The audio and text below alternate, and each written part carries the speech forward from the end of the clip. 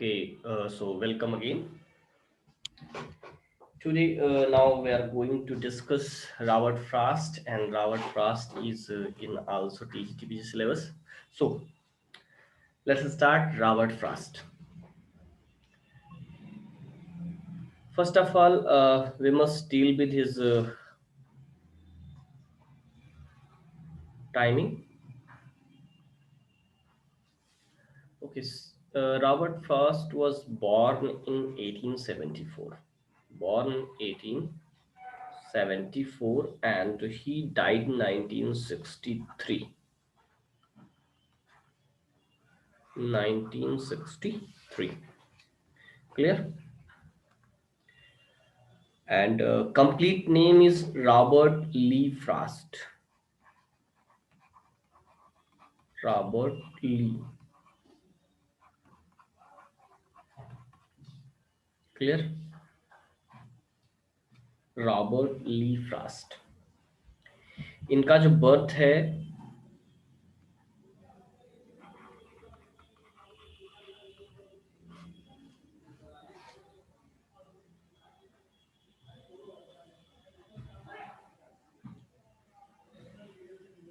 he is born on 26th March, on 26 March 1874. कहाँ पर पैदा हुए थे? San Francisco.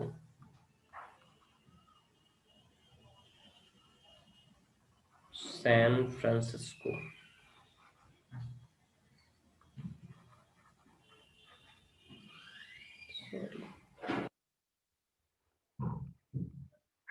San Francisco, California, USA.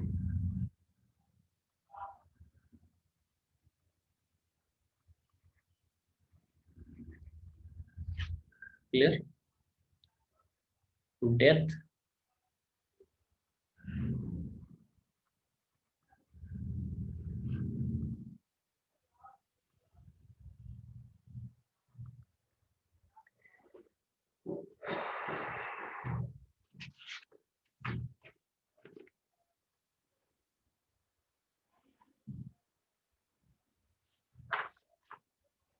he died on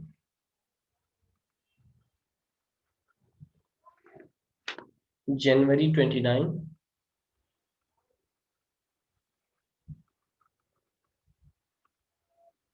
1963. कहाँ पर? In Boston. In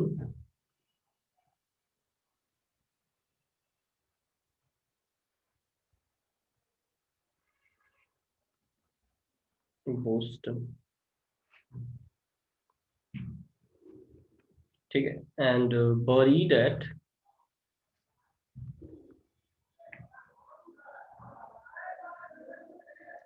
old Bennington cemetery. Old Bennington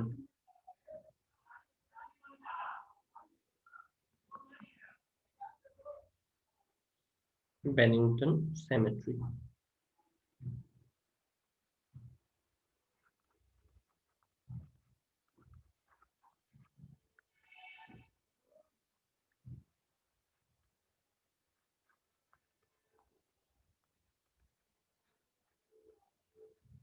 Bennington.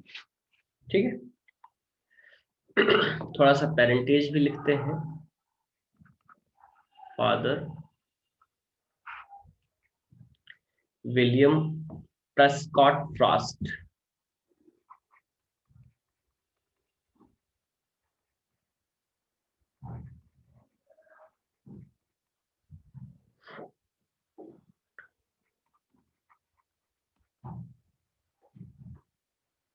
Junior. ये पेशे से एक जर्नलिस्ट थे.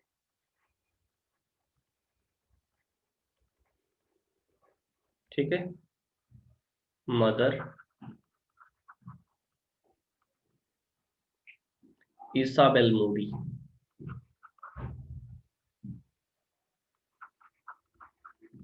Isabelle Moody.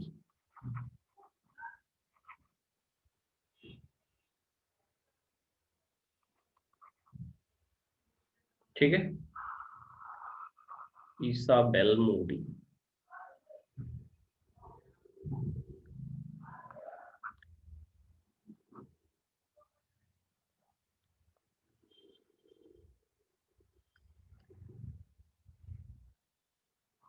He moved to Lawrence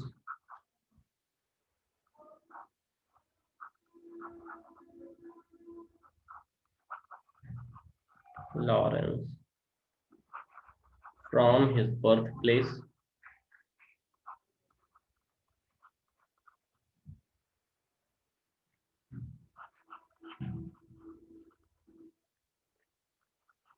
after 11 years. Just a minute.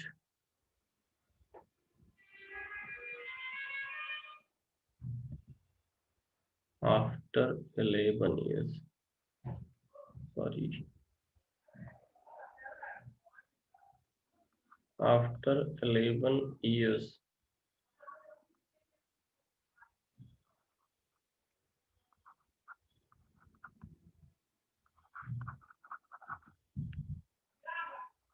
Of his birth.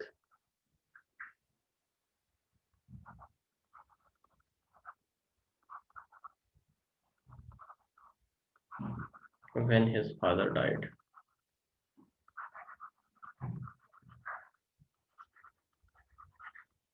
मतलब इनके जो फादर की डेथ थी लगभग इनके बर्थ के 11 साल के बाद हुई थी, and after the death of his father, after living for 11 years at his birthplace, that is सैन फ्रांसिस्को कैलिफोर्निया, ये वहां से चले गए, कहाँ गए? लॉरेंस। ठीक है,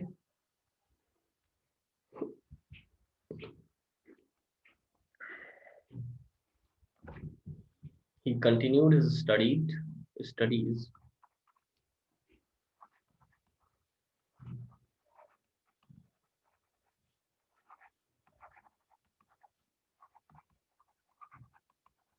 studies at Lawrence High School.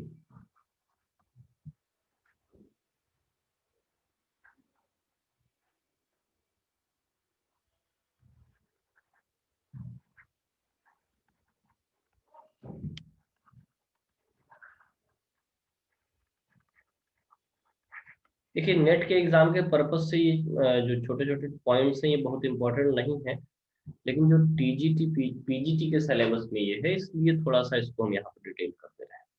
ठीक है, बाकी नेट के पर्पज से ये छोटी छोटी जो बातें हैं इनका बहुत मतलब नहीं।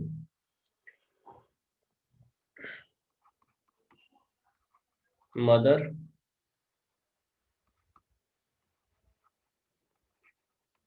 died of cancer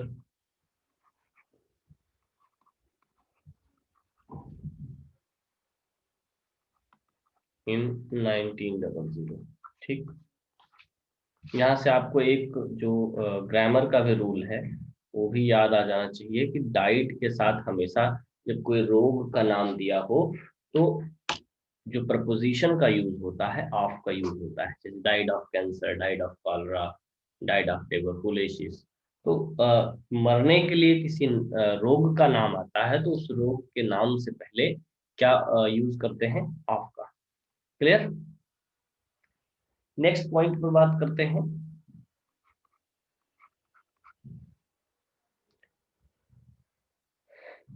He received over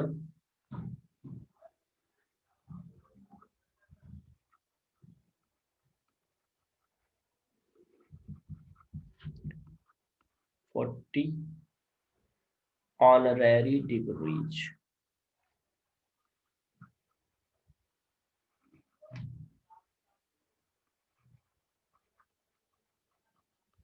ठीक है, फ्रॉम सेवरल यूनिवर्सिटीज।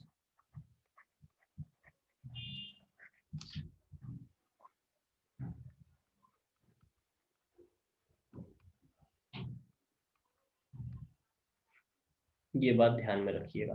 और एक खास बात, इन्होंने पढ़ करके कभी कोई डिग्री पूरी नहीं की। ठीक ना। पढ़ाई बीच में ही इनकी किसी न किसी प्रकार से छूट गई, मीन्स कि इनकी पढ़ करके अरेंज मतलब ली हुई कोई डिग्री इनके पास नहीं थी, बट बाद में इनको बहुत सारी ऑनरेरी डिग्रीज मिली थी। ठीक है, मैरिज भी सुन लीजिए भैया, मैरिज में कहानी बड़ी इंटरेस्टिंग है।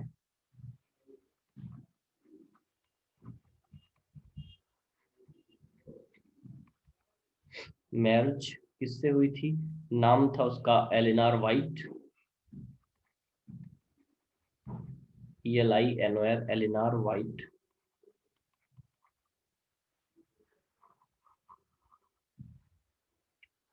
ठीक है, कब? इन 1895। ठीक है,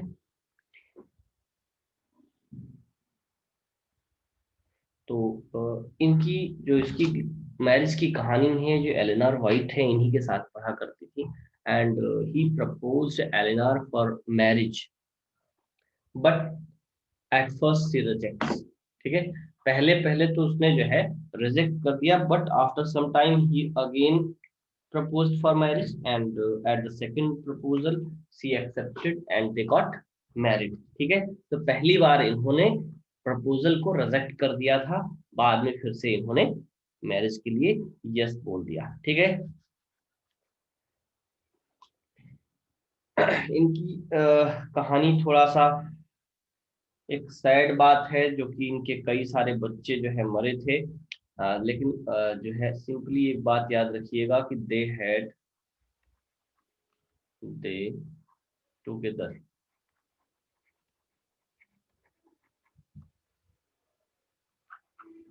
हैव 6 children।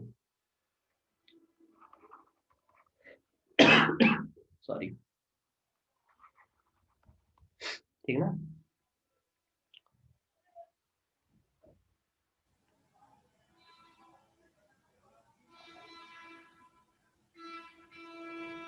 आगे बात करते हैं इनकी पोएम्स की। तो फर्स्ट पोएम इनकी थी ही रोट,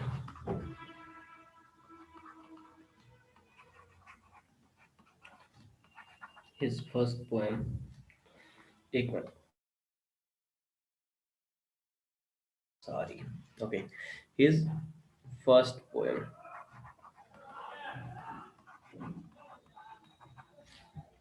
नाम था माय बटरफ्लाई।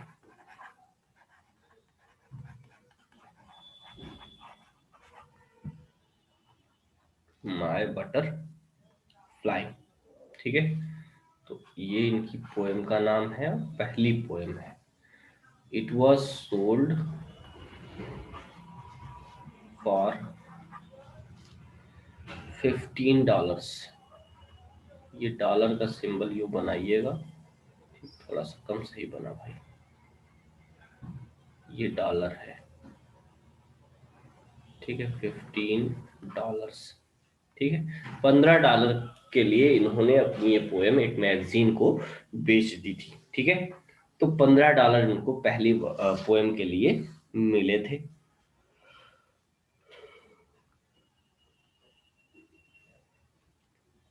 इसके बाद ये कहाँ चले गए? ही मूव्ड टू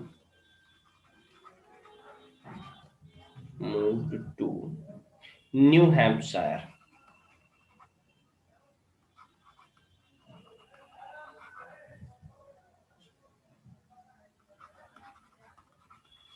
ये प्लेस याद रखिएगा कि यहाँ के जो एक्सपीरियंसेस थे उन्होंने पोएम में लिखे, और वो पोएम्स कलेक्टेड की गई इसी नाम के कलेक्शन में, न्यू हैम्पशायर के नाम से, और उसे पुलित्जर अवार्ड भी मिला उस वक्त को। ठीक है, he moved New Hampshire to his farm, to his farm along with his family,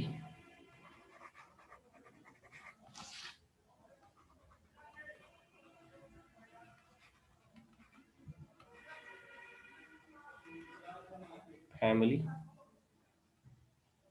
ठीक है,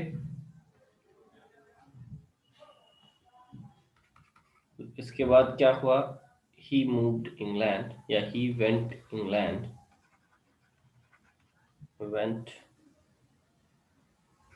to England। ये जो जाने का साल है याद रखिएगा, in 1912 with his family। ठीक है, अपनी फैमिली के साथ ये 1912 में कहाँ गए थे, इंग्लैंड मूव किया था इन्होंने। ठीक है, स्वाति कुछ कहना चाहती हैं?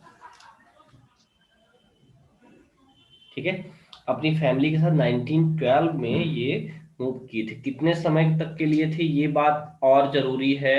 ठीक है, फॉर 3 years। ठीक है, केवल 3 साल के लिए ये इंग्लैंड में रह पाए थे। बिकॉज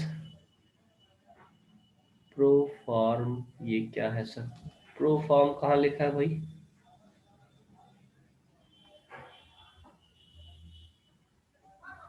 ये फार्म है, FARM। बाकी प्रो फार्म तो मुझे कहीं नहीं दिख रहा यार। ये फार्म वो होता है जो खेत, ठीक ना, खेत खेत, ठीक ना, फार्म हाउस जिसको कहते हैं, ठीक ना। 3 इयर्स के लिए, मतलब कि ये 1915 में वापस हो लिए थे, ये बात ध्यान में रखिएगा। ठीक है, 1912 में गए थे, 1915 में जब वर्ल्ड वार चल रहा था उस समय इनको अमेरिका वापस आना पड़ा था। ठीक, लेकिन इंग्लैंड जाने का इनको जो है फायदा मिला था। फायदा यूं मिला था कि वहां पर कुछ ऐसे पोएट्स के संपर्क में आए और फिर इनकी जो पोएम्स थी वो वहां पर पब्लिश हुई, उनको रिकॉग्निशन मिला और फिर अमेरिका में भी आने के बाद ये वेल नोन हुए और इनकी पोएम्स को ऑनर के साथ रिसीव किया गया। ठीक है, तो इंग्लैंड का हालचाल इनका समझते हैं। Okay,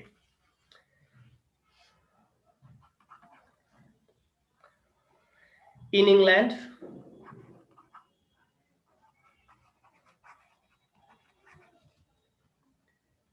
he befriended।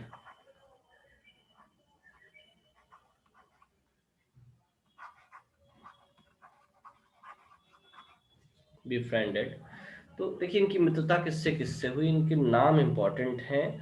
ठीक है, इस तरीके से तो नहीं पूछा किसके साथ मित्रता हुई, लेकिन ये बात जरूर पूछी जा सकती है कि किसने इनकी हेल्प की थी पोएम्स को पब्लिश करने में। तो पहला नाम लिखिएगा एजरा पाउंड। एजरा पाउंड, ठीक है, ये मेल है भैया, बहुत सारे लोग इनको फीमेल समझ लेते हैं, ये बात ध्यान में रखिएगा। ठीक, Ezra pound and Edward Thomas.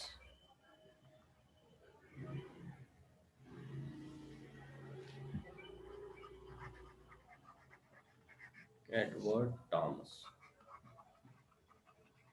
ठीक है, मतलब एजरा पाउंड, एडवर्ड थॉमस और कुछ लोगों से भी इनकी मुलाकात हुई।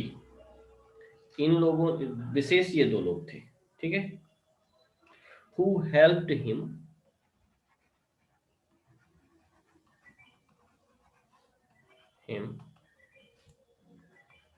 to publish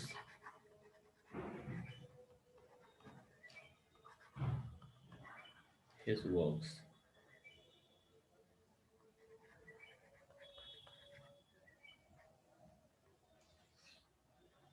ठीक है, पहला जो कलेक्शन उनका आया था, first collection,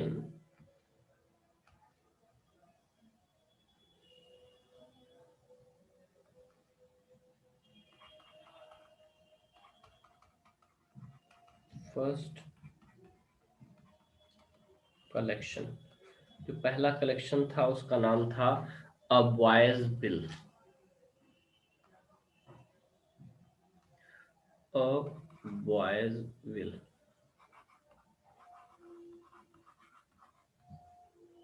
a boys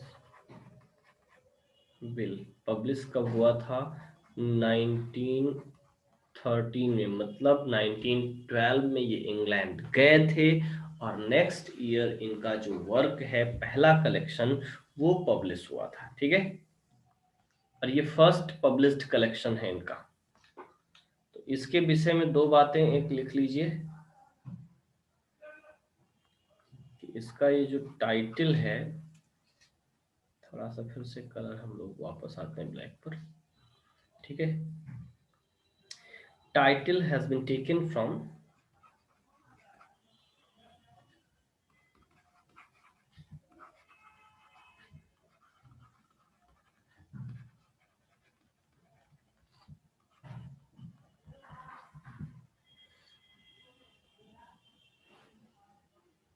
a poem by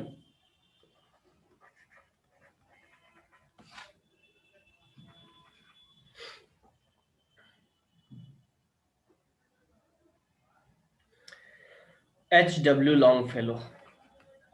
H.W. Longfellow।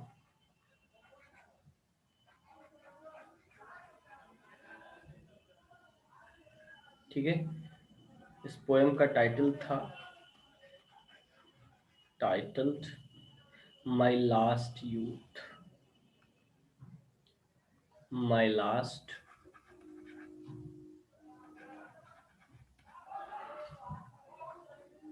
Sorry LOST, last youth. ठीक है, इस पोएम से इन्होंने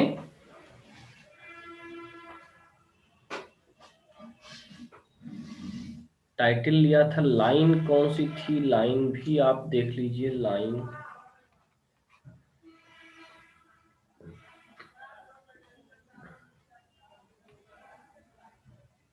A boy's will is the wind's will।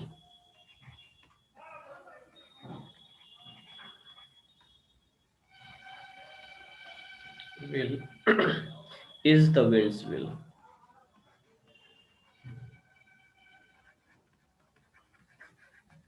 Wind's will। And thoughts of youth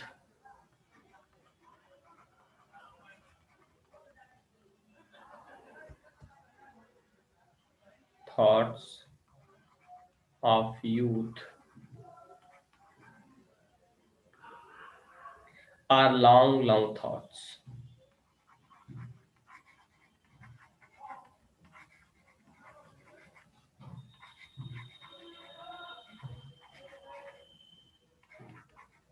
ठीक है, तो ये है भैया लाइन जहां से इन्होंने लिया है title a boy's will. Clear. Second collection पर आते हैं, बात करते हैं इनके सेकंड कलेक्शन की।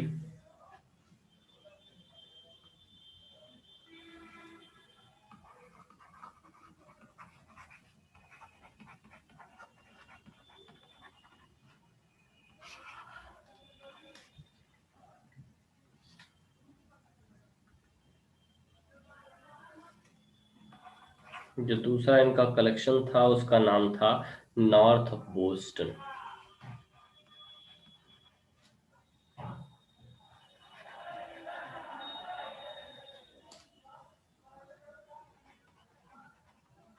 नेक्स्ट ईयर पब्लिश हुई थी 1914।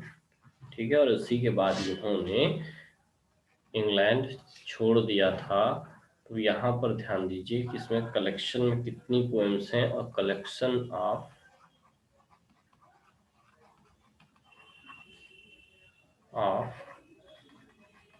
17 पोएम्स।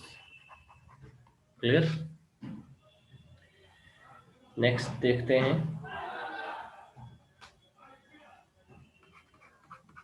ये दोनों वर्क फर्स्ट एंड सेकंड। ठीक है, both the works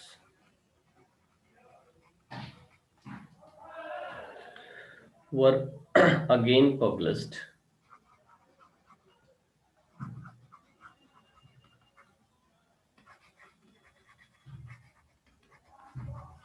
published in USA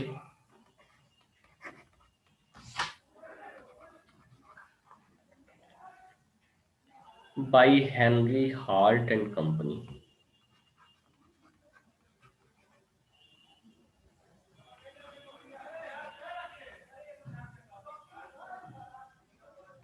and company, ठीक है।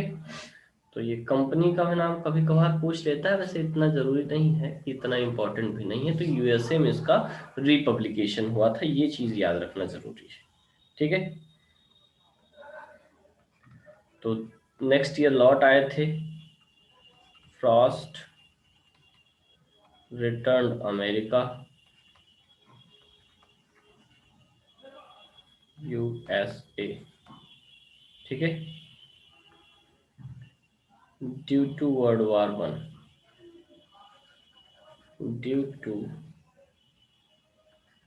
वर्ल्ड वॉर वन, WW1 समझ लीजिएगा भाई, ठीक है, वर्ल्ड वॉर वन इन 1915, ठीक है। और ऑब्वियस सी बात है, फेमस हो गए थे तो एक वेल नोन पोएट के रूप में इनको अमेरिका ने एक्सेप्ट किया, ठीक है। देयर आफ्टर एक और खास बात है, इन्होंने कुछ लेक्चर्स भी दिए, ही लेक्चर्ड eight Amherst college,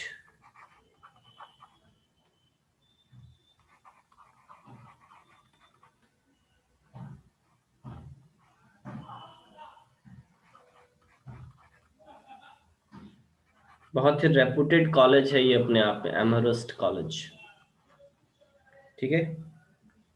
and university of Michigan and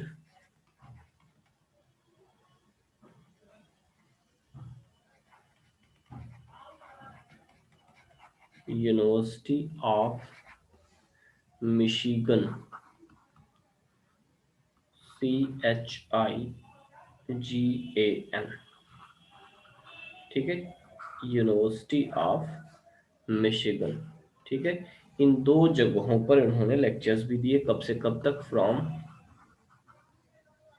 1916 to 1938, 1916 to 1938, clear,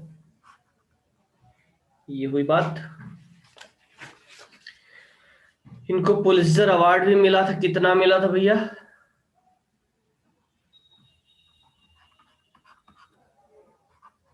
4 Pulitzer award.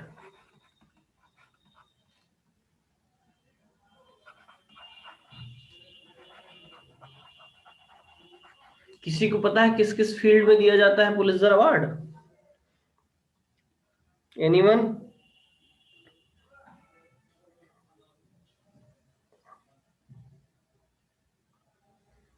Four Pulitzer award for poetry, for, कब कब मिला ये पूरी लिस्ट लिखिएगा। नंबर 1 मिला कब, 1924, इन 1924 for new Hampshire,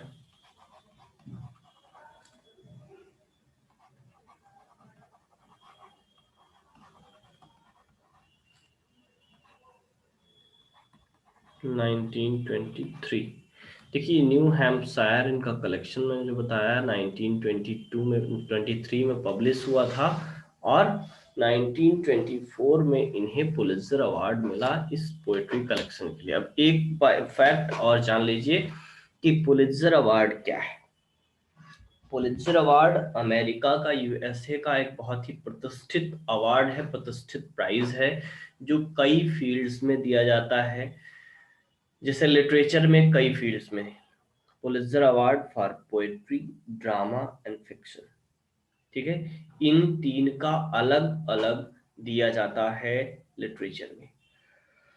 Apart from literature, Pulitzer Award is also awarded for photography, journalism, architecture में नहीं होता शायद, फोटोग्राफी, जर्नलिज्म और भी एक आध क्षेत्र है अपार्ट फ्रॉम लिटरेचर जिनमें दिया जाता है। तो ड्रामा, पोएट्री, फिक्शन, ये तीन आपको याद रखना है। ठीक है। दूसरी चीज, जो लिटरेचर में दिया जाता है पुलित्जर अवार्ड, उसको देने का मतलब है कि जैसे इस वर्ष में जो वर्क्स पब्लिश हुए हैं उन्हीं में से नेक्स्ट ईयर दिया जाएगा, मतलब रीसेंट पब्लिश्ड वर्क को दिया जाता है। जैसे 2020 का जो मिलेगा वो 2019 में पब्लिश्ड, हाँ म्यूजिक में भी मिलता है। ठीक है। जैसे 2020 में जो मिला है या 2021 में जो मिलेगा वो 2020 में जो पब्लिश्ड वर्क्स हैं उनमें से किसी को मिलेगा। दूसरी शर्त इसमें एक बहुत जरूरी है कि ये केवल उन्हीं पर्सन्स को मिलता है who have the citizenship of USA. ठीक है। ऐसे राइटर्स, ऐसे फोटोग्राफर्स, ऐसे जर्नलिस्ट जो कि अमेरिकन सिटीजनशिप रखते हैं, मींस अमेरिकन सिटीजन्स के लिए ही है ये अवार्ड। ठीक है। जैसे नोबल है तो वो वर्ल्ड का कोई भी बंदा हो उसको मिल सकता है। ठीक है। जैसे बुकर है तो बुकर के लिए नेसेसरी ये है कि ब्रिटेन का हो या फिर ब्रिटेन की जितनी कॉलोनीज रही, मींस की कॉमनवेल्थ का राइटर हो। और फिक्शन कैसा हो, fiction must be written in English language. ठीक है। तो इंग्लिश लैंग्वेज का फिक्शन होना चाहिए। और जो राइटर है किन कंट्रीज से बिलोंग करना चाहिए, फ्रॉम इंग्लैंड और from the Commonwealth of England. Commonwealth का सेंस ये है कि जो ऐसी कंट्रीज हैं जहां पर कभी इंग्लैंड ने शासन किया था उनको कॉमनवेल्थ कंट्रीज कहते हैं, तो वहां का होगा। तो बात समझ में आ गई। तो पुलित्जर प्राइज इनको मिला पहली बार 1924 में, किस कलेक्शन के लिए, फॉर न्यू हैम्पशायर, जो कि 1923 में पब्लिश हुआ था। ठीक है। सेकंड देखिए 1931 फॉर कलेक्टेड पोएम्स। कलेक्शन का नाम है ये कलेक्टेड पोएम्स। पब्लिश कब हुई थी, ऑब्वियस सी बात है 1930 में। ठीक है। नेक्स्ट नंबर 3, थर्ड जो पुलित्जर मिला था इनको 1937 में मिला था, for a further range, a further range. ये भी पोएट्री कलेक्शन है। पब्लिश कब हुआ, 1936 में। And last one that is fourth, 1943 में मिला। किस वर्क के लिए, for a witness tree, a witness tree. Clear. तो पब्लिकेशन इसका क्या हो सकता है, 1942। तो ये 4 वर्क्स हैं जिनके लिए इन्हें 4 time Pulitzer award for poetry मिलता है। क्लियर। एक गोल्ड मेडल भी मिला था इनको। कैसा गोल्ड मेडल था उसको भी लिखिए, he was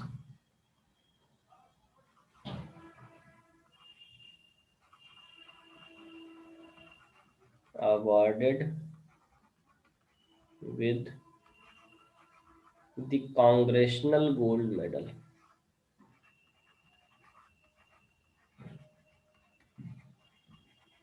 congressional gold medal. अभी अमेरिका का राष्ट्रपति कौन है,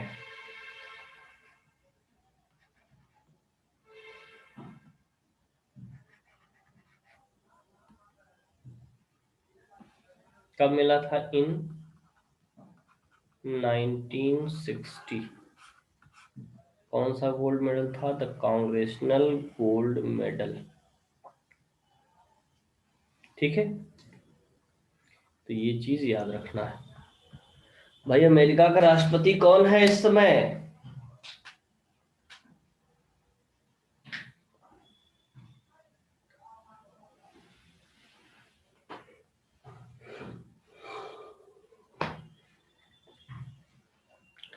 चलिए नेक्स्ट पॉइंट पर बढ़ते हैं।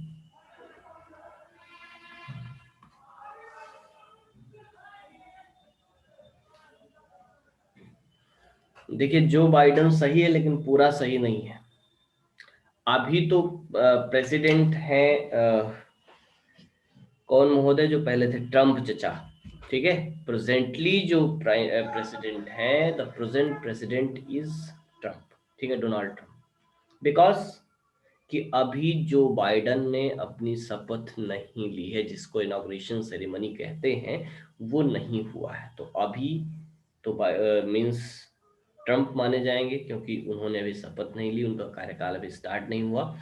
इनका कार्यकाल स्टार्ट होगा जनवरी में ही, मीन्स कि शायद 21 जनवरी या 20 जनवरी को इनका जो इनॉग्रेशन सेरेमनी है वो होना है, ठीक है। और दूसरा वाला चुनाव कौन जीती है वाइस प्रेसिडेंट का, कमला हैरिस। तो इन दोनों को भी याद रखिएगा भाई, जो ऐसे एग्जाम्स देंगे जहां जीके और जीएस पूछा जाता है, वहां के लिए इंपॉर्टेंट क्वेश्चन है। चलिए नेक्स्ट क्वेश्चन, नेक्स्ट पॉइंट पर बात करते हैं, that is he was appointed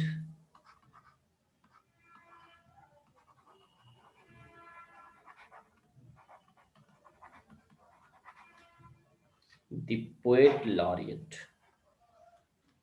the poet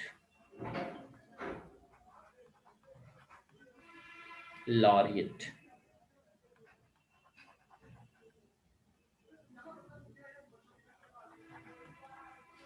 of Vermont, ठीक है। क्या इनको अपॉइंट किया गया, पोएट लॉरिएट ऑफ वेरमॉन्ट, कब, समय भी लिख लीजिए, ऑन 22 जुलाई 1961। अब एक चीज यहाँ पर ध्यान में रखिएगा कि ये डेट याद रहे ना रहे, ईयर याद होना चाहिए, ठीक है, क्योंकि ईयर से क्वेश्चन बन सकता है। Clear?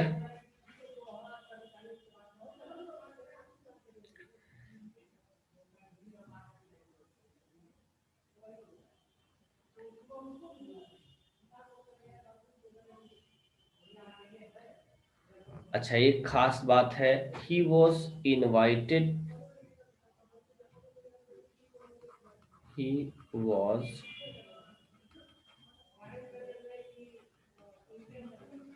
invited to recite a poem,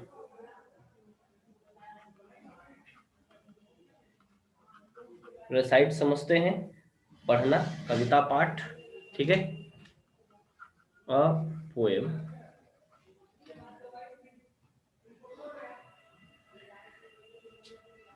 in the inauguration ceremony, in the inauguration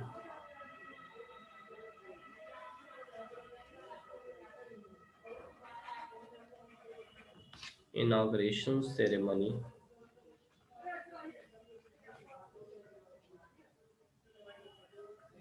of President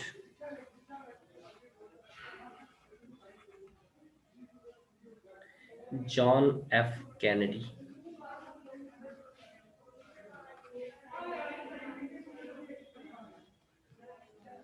ठीक है, जॉन एफ कैनेडी। ठीक है, 1 मिनट में ये सेशन खत्म होगा, आप लोग अगेन ज्वाइन करेंगे, ठीक है। जॉन एफ कैनेडी महोदय जो प्रेसिडेंट थे, उनकी इस सेरेमनी में इनको इनवाइट किया गया था, किस लिए, टू रेसाइट अ पोएम, ठीक है। इन्होंने एक पोएम लिखी थी। एक्चुअली कहानी यहाँ पर ये है कि मिस्टर कैनेडी ने फ्रॉस्ट से रिक्वेस्ट की to write a special poem for the inauguration ceremony of his presidentialship, ठीक है। But at that time Robert Frost was too old and too weak to write this thing, ठीक है। तो चलिए इस बात पर हम लोग चर्चा करेंगे नेक्स्ट सेशन में। तो अभी इस सेशन के लिए यहीं तक ध्यान में रखिए।